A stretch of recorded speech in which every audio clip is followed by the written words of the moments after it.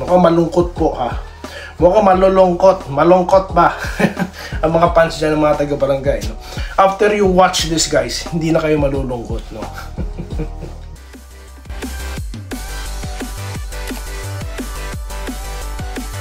Topic po natin ngayon, no, ay ito po. Ang positive sign po na nakita ko or potential na nakita ko despite na natalo ang Barangay Ginebra dyan sa Magnolia. Okay, ano yan? Malalaman nyo. At ito pa, no, pag-usapan po natin yan pong may nagko-question po kasi, no, dyan po sa mga sa pagkapanalo po bilang Rookie of the Year ni RJ Abarrientos. Okay, ano pong masasabi ko dyan? Yan at baka pa-shoutout ang ating pag-uusapan. Okay, so umpisahan na po natin. Ano yung positive sign na sinasabi ko about dito kay Barangay Ginebra kahit tatalo sila? Well, number 1 na po, given na yung steal. Rookie, pero nakita nyo naman, tira kagad sa labas. Yung magagawa niya, ginawa niya. Hindi lang puro salita, no? Hindi siya kontento. Bakit? Hindi sila nanalo eh, no? Okay, siya lang yung may, tawag dito, siya para sa sarili niya na maganda yung nilaro niya, hindi siya kontento doon, dapat manalo yung team. Yan po yung positive attitude, no? That's number 1. Number 2, nakita niyo po yung Jeremiah Gray, no? So siguro nakikita niyo maganda yung performance ng ng kapalitan niya, si Deliano, di po ba?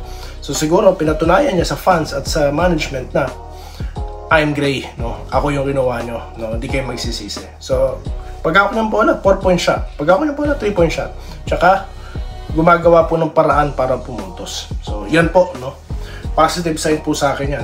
At ito pong kakombo niya, no? Ang ganda rin po sanang kakombo ito. Itong si RJ Abarrientos, no? Na legit scorer. Nakita niyo naman po, pag tumira, high percentage shot po talaga.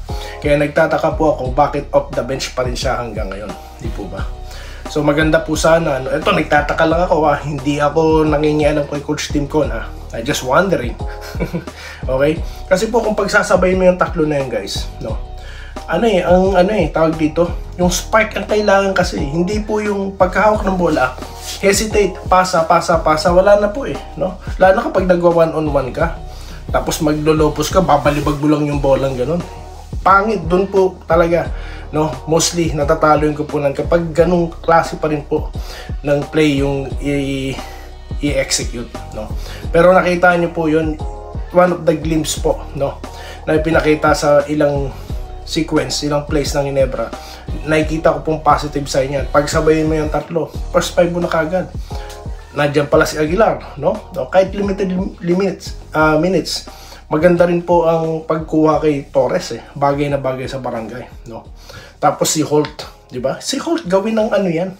Gawin ng number 3, number 4 yan, no. Total naman yung shooting niya minsan di ba? Maganda po siya umilalim, nakita nyo kung paano siya mag-operate din sa ilalim para kumuha ng rebounds.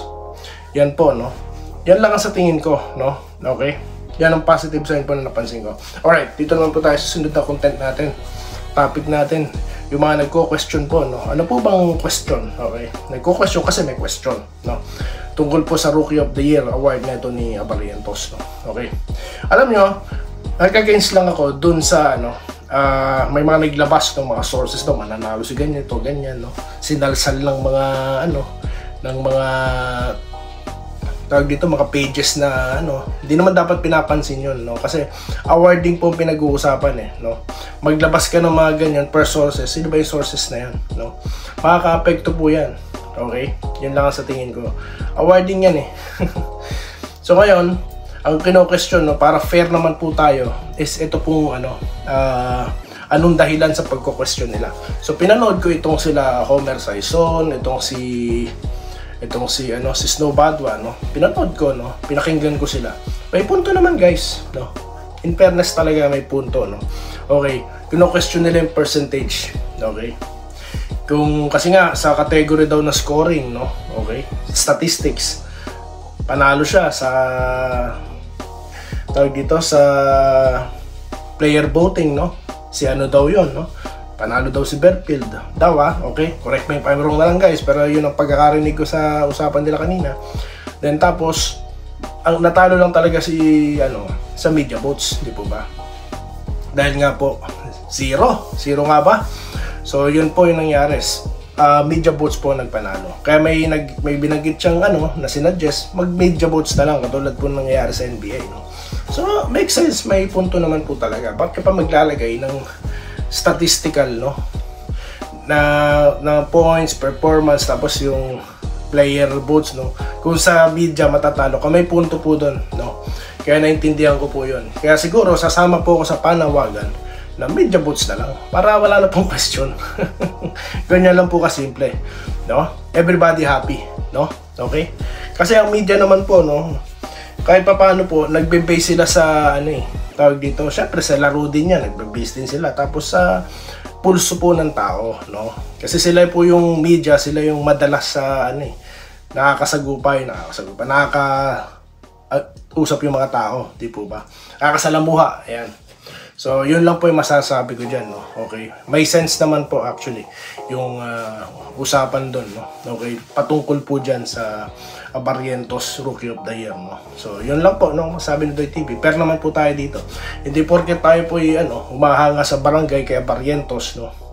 Hindi na natin kakampihan yung, or pakikinggan yung punto ng iba. Bakit niya, bakit niya nasabi to, ganyan, no? Kasi may nakita po akong vlogger, no? Nagkomento siya dyan, no? Na okay naman si Barrientos. Pero maganda po talaga, no? Na pakinggan nyo rin yung other side, no? May punto diba? Yun lang po, si Doy TV. Alright, so dito naman po tayo sa ating pa-shoutout. Okay guys, mukhang malungkot po ha. Mukhang malungkot ba? Ang mga fans dyan ng mga taga-barangay, no? After you watch this guys, hindi na kayo malulungkot, no? Ako sabi ko sa inyo guys, nagtatanong yung iba sa akin, no? Ano bang prediction ni Doy TV? Expectation nyo siguro, sabi ko, mananalo yung Nebra. Hindi Kasi po, alam nyo po yung excitement na panoorin yung isang Manila Clasico, no? Yung much awaited comeback or return ng liga, no? Dahil nagpahinga sila almost 2 months, di po ba? Okay na yun, no? Pero pangunahan ko pa, no? Mananalo si ganito, ganyan. Kasi bagong pyesa I mean, bagong coach ang Magnolia. You don't know, no? Kung ano ang realidad, no? Pag naglaro na sila, no? Kaya sabi ko, let's enjoy. At di na po ako na sorpresa sa performance ng Ginebra dahil lagi naman pong ganun ang nangyayari sa kanila It's either matambakan or maganda shooting nila. Si Holt, it's either pumasok ang tira niya o hindi. So hindi na ako magtataka. Di ba? Kaya nga po may mga suggestions si Doy TV sana, no? Kung mangyari yun guys, yung Barrientos, Gray, tsaka tong si Estil, unahin mo na yan. Tapos Aguilar sa center position, si Thompson pwede rin, sama mo na si Thompson, no? Kahit hindi siya umiscore, no? At least yung tatlo may effort po. Okay? Yun lang naman. Okay? Baka makasabi nyo, ako ni Thompson, kritik ako ni Thompson, hindi naintindihan ko siya. Kaya nga sabi ko, kahit hindi siya umiscore, may tatlo diyang no? Pwede. Okay? Hindi ko naman sasabihin maging off the bench si Thompson.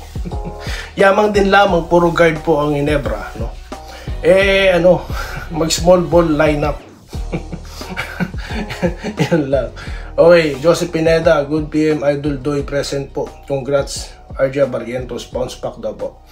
Dito tayo kay Sir Ramil Raimundo. Okay, Ramil Gonzaga, alam ko nanonood ka, shoutout sa'yo. Good day yan po. Kubiroy, congrats RJ Barrientos sa Rookie of the Year Award. Yun lang, olas tayo sa Magnolia, di ba? Bawi na lang next time. Salamat tayo sa pag-highlight sa comment ko. More power, salamat din po. Ma'am Minerva Jaba na nagmamagandang araw. Okay, nagko-congratulations po kay Barrientos. Alright. Ganun din po kay Ma'am Irene Quiles, no? Shoutout po. Julio Cesar Lapena, alright. Bawi na lang daw po. Okay, ganun din po kay Edgar Manaig. Good day, Idol Doy TV. Congrats, RJ. Wala. Place JMS at Depensa. Yun na nga po, no? Depensa po yung makokontrol talaga no? Pero hindi rin po na-control. Gulat po sila. Halata kasi sa communication lacking po sila Biruin nyo yung malaki nila magdo-double team, iwan na yung isa, no? So, alam po ni LA kaya niran niya yung mga ganung plays. Yung sabi ko sa inyo familiarity, di po ba? Okay. Andresito Lantaso na nag-good morning, no? Talo manok natin, Idol. Panalo manok nila. Wenceslao Hapon, Roberto Quijano, no? Shoutout sa'yo. Bon Ryan Cantor, Brainy, kung ganyan lagi laro nila ba kaya sa playoffs hindi yan makakapasok. I am agree with you. Okay, Beryl Brioso, no? Shoutout po sa inyo. Ganda rin po ng depensa Magnolia. Yes, no? Okay, Ma'am Minerva, ganun din po. Robert Kayabyab, na nagko-congratulations sa mga winners, no? Okay. Carlos Dizon, okay lang matalo Nebra, umpisa pa lang yan. Yes, Giliar Katukod, no? Panalo Magnolia on ang laro nila, okay lang yan. Okay, boss Doy, gusto mo lagi kaming nakatutok sa'yo pero late ka naman magbasa ng messages namin. Pasensya na po kayo, sir, no? Sabi ko nga po, lagi ko pinapaliwanag, napakarami na po talaga nagko-comment, nanonood, no? Okay, siyempre gusto ko may nanonood, no? Pero okay lang naman po kahit hindi, no? No, wala naman pong problema yon, no? Kung hindi ko po mabasa yung kung hindi po kayo minsan makapanood dahil mas busy kayo sa ibang bagay, no? Pero kaya nga po minsan nagla-live tayo para pumapasa talaga natin. Kaya pasensya na po talaga kayo, no? Kung hindi ko po talaga mabasa lahat po ng comments nyo, guys. Then again, hindi po ako nagre-reply offline sa inyo, no? Hindi po. Gusto ko kasi basahin yan dito sa content, no? Kaya po, yun ang wala po ako response pag nag-comment kayo. Hindi po katulad ng ibang channel, di po ba? Kasi may mga admins po sila, no? Yan po ibang mga channel na yan, no? Lalo yung malalaking channel, negosyo na po yan. No, may mga staff po yan. May mga scriptwriter yan. No, may mga admin moderator yan mga yan. Si Doy TV, ako lang po yun, guys. No, ako lang talaga yun. At di ko naman po hanap buhay ang pagbablog, no. Hobby ko lang po ito.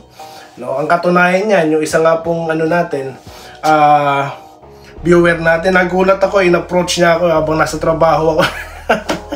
Ikaw ba si Doy TV? Gulat talaga ako kasi first time ko pong makakita po, no? Maka one-on-one yung nanonood sa'yo, no? Kaya gulat po talaga ako nun.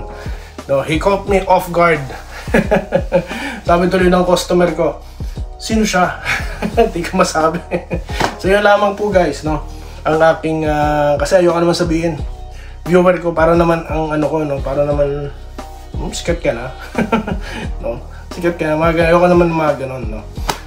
Sabi ko na lang, kabayan, siya po ay kabayan. So yan lamang po, guys, ang aking masasabi. Maraming salamat sa inyo lahat, no? At mabuhay po kayo, guys. Stay safe po. Salamat po sa panonood. Subscribe na para sa mga susunod na basketball at boxing videos.